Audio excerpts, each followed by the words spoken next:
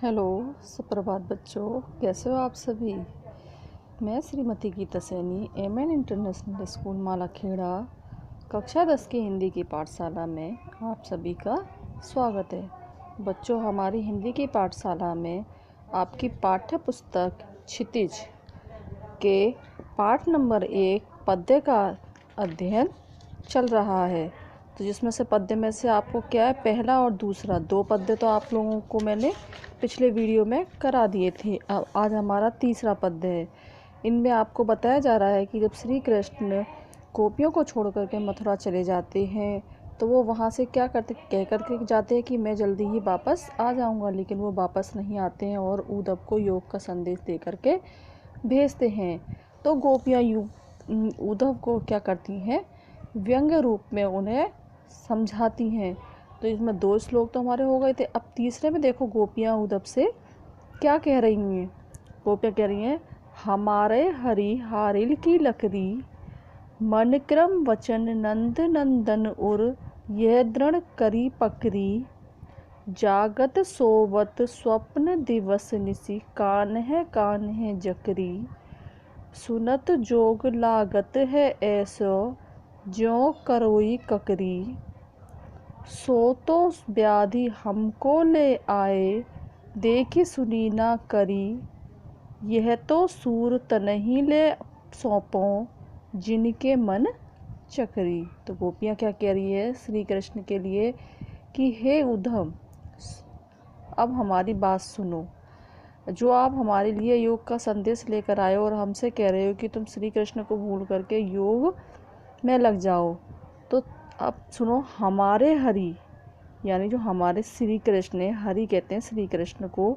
हमारे जो हरि है, जो श्री कृष्ण है, वो हमारे लिए किस प्रकार है, जैसे हारिल पक्षी के लिए लकड़ी होती है। एक पक्षी होता है हारिल, वो क्या करता है, हमेशा लकड़ी के सहारे ही रहता है, हर समय लकड़ी को अपने साथ साथ रखता है।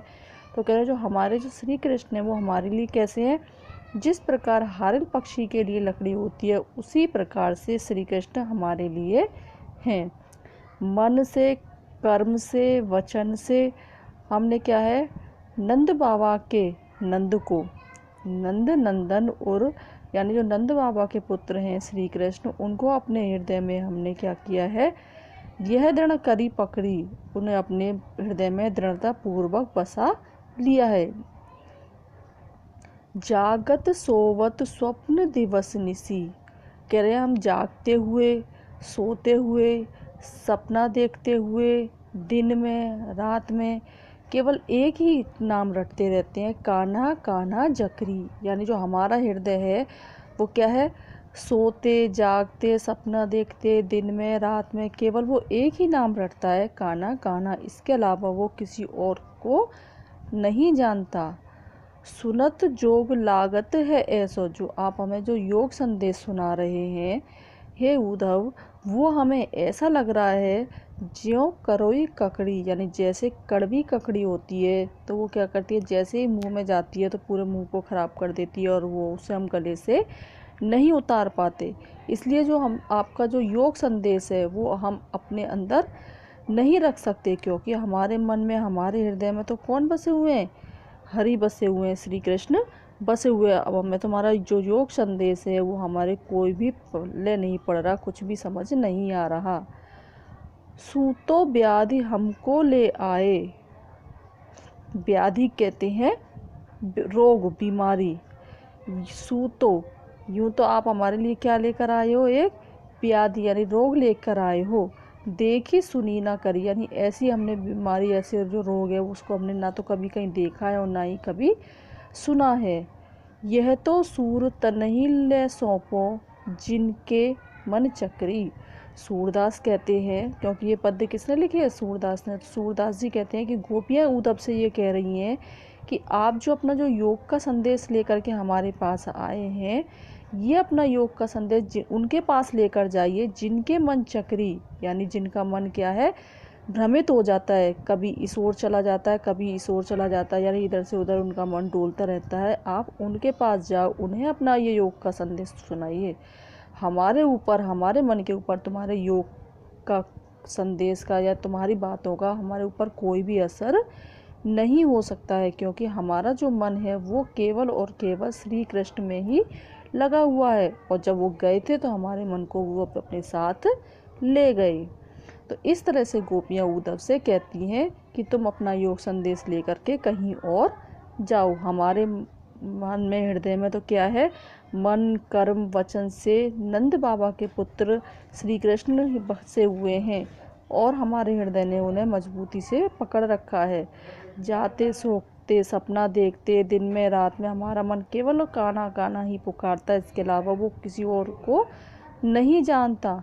आप जो हमें योग का संदेश सुना रहे हैं वो हमारे लिए कैसा है, जैसे एक कड़वी ककड़ी होती है जिसको हम मुंह में खाते हैं लेकिन उसको गले से नहीं उतार पाते, उसी प्रकार आपका योग संदेश है, वो हमारे ऊपर किसी भी तरह का कोई असर नहीं कर रहा।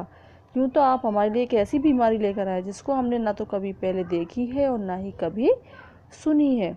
तो सूरदास कह रहे हैं कि गोपियाँ उद्धव से कह रही हैं कि आप जो अपना योग का संदेश है वो उन लोगों को जाकर बताओ, उन लोगों को जाकर के सुनाओ जिनके मन चक्री, यानी कि जिनके मन क्या होते हैं, लालची होते हैं, जिनके मन में लालच होता है, वो क्या अपने उससे भटक जाते हैं, अपने रास्ते से भटक जाते हैं। लेकिन हम क्या है, हम अपने रास्ते से भटकने वाले नहीं है। हमारा मन केवल एक ही जगह लगना था जो लग चुका, उस पर किसी तरह का कोई असर नहीं होगा।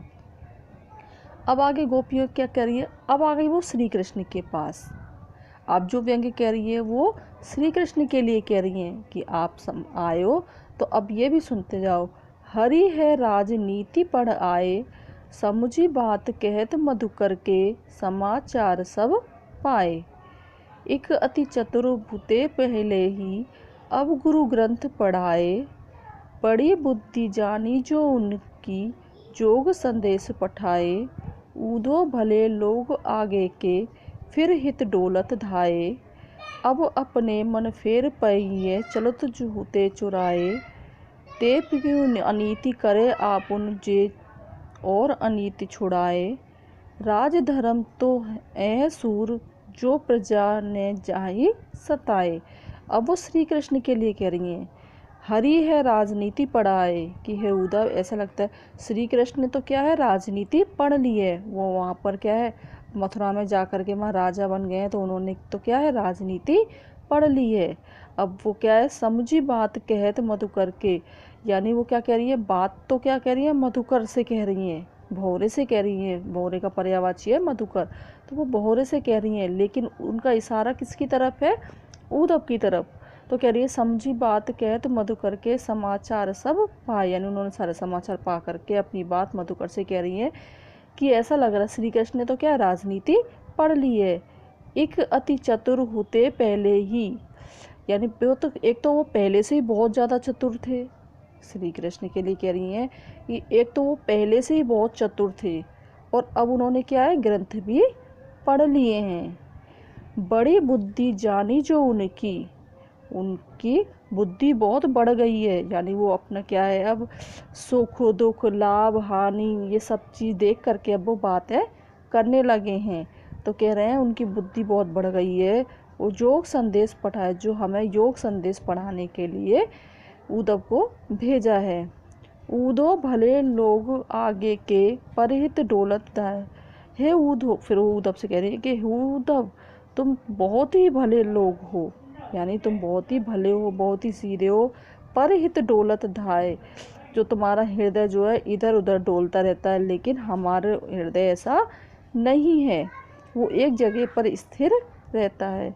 अब अपने मन फेर पाइए, चलत जूते चुराए। वो कह रहे जो हमारा एक मन था उसको तो वो क्या, श्री कृष्ण अपने साथ लेकर के चले गए। चलत जूते चुराए, यानी उसको तो वो चुरा करके अपने साथ ले गए। ते क्यों अनीति करे आपनु, जे और अनीति छुड़ाए। अब इसमें क्या है, ऊपर वाली लाइन से पहले हम नीचे वाली का देखेंगे, फिर ऊपर वाली का। राज धर्म तो यह सूरदास जी कहते हैं कि श्री कृष्ण राजा बन गए हैं, और गोपियाँ कह रही हैं कि श्री कृष्ण राजा बन गए। और राजा का क्या धर्म होता है कि जो प्रजा ना जाई सताई, कि उनकी जो प्रजा है वो सताई नहीं जाए।